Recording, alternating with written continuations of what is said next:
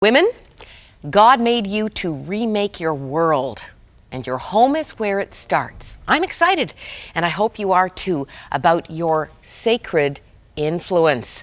Gary Thomas has come from Bellingham, Washington, where he lives with his wife of 25 years, Lisa. That was June 3rd. Good man, he remembers the date.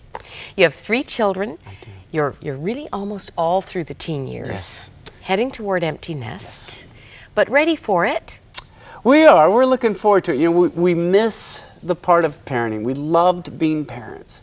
But in many ways, I feel like I've gotten my wife back. Because her energies aren't spread out amongst 3 other kids all the time, I feel like I have more of her, and in many ways, it's rebuilding our marriage. So it's something that wives can actually look forward to. Now, I know some are really looking forward to what this is all about, and other women, and by the way, some men do think this is for them. So to hang in, guys. Some aren't feeling like Wonder Woman. And in fact, right here in chapter 2, you say becoming strong enough to address your husband's functional fixedness is important. Yes. We may not be ready at this moment, but you're going to help us. Yes.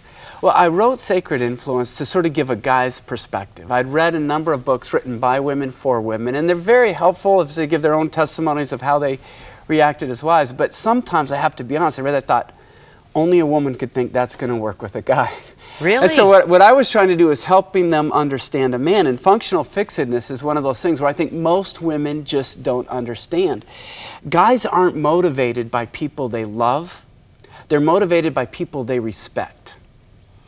They're not motivated by people they love. We're motivated by people we respect. If I'm golfing with one of my best buddies, and he's no better a golfer than I am, and he says, Gary, you're going to do a lot better if you tuck your elbow in. I'm like, oh, get out. What do you do? I've seen how you drive. What do you do?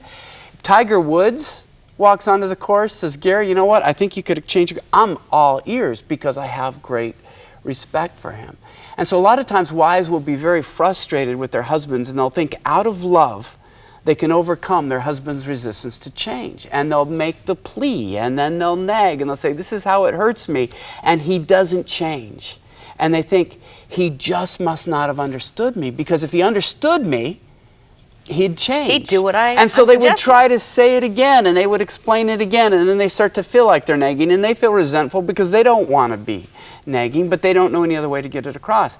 Functional fixedness is this, and it was a woman that helped me understand this, a marriage and family therapist, a good friend of ours. Her name's Dr. Melody Rohde. And what she says is, why does your husband treat you the way he does? Because he can. He's not motivated by your pain. He's motivated by his pain. And so if he's doing something that he knows frustrates you, he'll put up with your frustration. He'll put up with you occasionally bringing it up as long as he can keep doing what he wants, because he thinks overall this is working. It's working. He goes, yeah, I know it bugs her, but this works for me. I can have her, I can have this. I'm going to go ahead and go with it. And so what it calls women to is to become strong enough to where they can lay down the situation. Well, the main verse from this is 1 Corinthians 7:17, which in the Message, Eugene Peterson says, God, not your marital status, must define your life.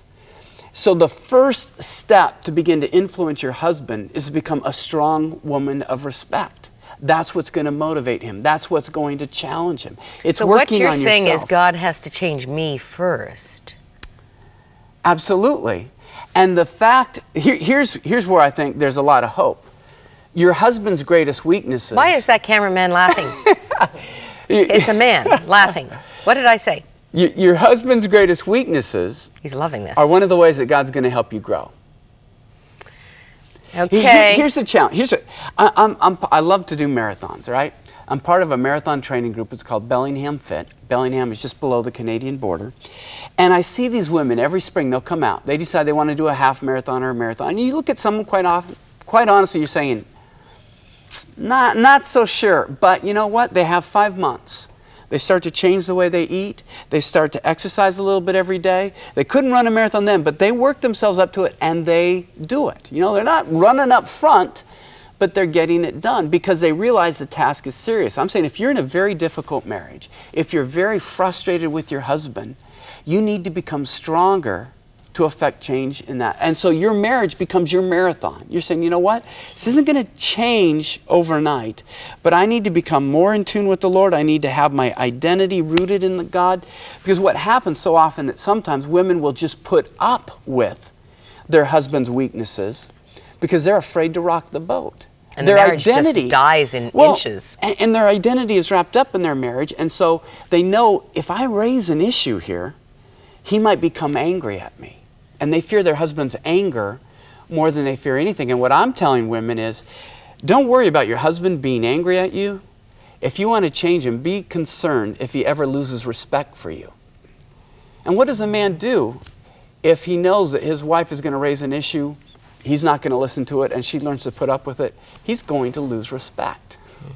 So what she's doing is undercutting her opportunity to help influence her husband, because if he loses his respect for her, it's all over. He turns a deaf ear and she buries the pain, and it just gradually dies.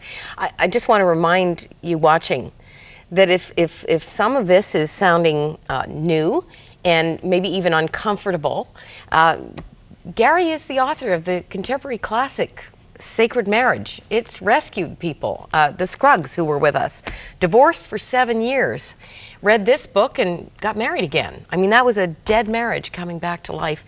You did the foreword for their book, I Do Again. Yes. What a wonderful story that was. These are important things for us to understand. What you're not saying is that our job as wives is to change our husbands. No, but there is a positive influence. That's why I call it sacred influence. If you desire your husband to grow, to become more like Christ, that's one of the best ways you can love him. The Bible tells us that Christ gave himself up for the church and died to make her holy. So the desire to have a holy husband is a holy desire. It's a God-honoring desire. But it's having the right spiritual motivation. It's not to make your life better. It's not to make it easier. But it's the recognition that I want my husband to grow. For instance, a man who has an out-of-control temper is destroying himself, because he's not just being temper-laden with you. He's probably doing it with the kids. He's probably doing it with coworkers. And wanting to help a man grow, to learn how to relate to people in a healthier way, is a good thing. It's a holy thing. It's helping him. Yeah, there's some benefits to you not having to be married to a man who blows off his temper all the time. But I think that is a good desire. You've got a list of roadblocks here, and somebody will be saying, check, check. Temper, irresponsibility, emotional distance, internet addiction. The list goes on. Well,